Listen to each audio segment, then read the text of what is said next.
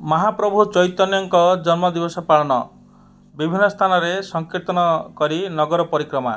रायगढ़ जिला पदमपुर ब्लॉक रे आज शुक्रवार संध्या 5टा समय श्री चैतन्य जन्मदिवस जानिसाई त्रिनाथ मंदिर परिसर में पालन कर।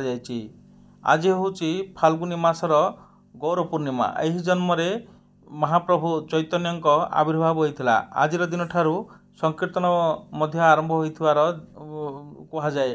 पुराण वर्णित अच्छी श्री चैतन्य महाप्रभु को पूजार्चना कले राधाकृष्ण प्राप्ति होता है बोली विश्वास रही।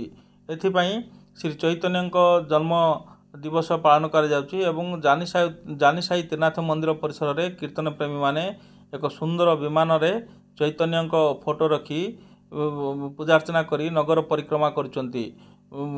संकीर्तन गिनी मृदंग धरी हरेकृष्ण महामंत्र बोली नगर परिक्रमा करुचंती।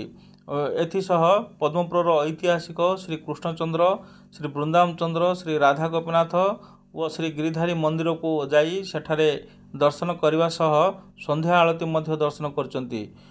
तबे आजिर दिन में फाल्गुनी पूर्णिमा रे महाप्रभु श्री चैतन्य का आविर्भाव होता। एथिपाई जन्मदिवस अवसर में कीर्तन प्रेमी माने कीर्तन करी एक भक्तिमय परिवेश मध्य सृष्टि करचंती। सनातन धर्मर किपरि धर्म बजाय रहबो एवं श्री चैतन्य बाणी किपरि चारिआडे प्रचारित होबो ताहा एठारे देखिबा मिलिथिला।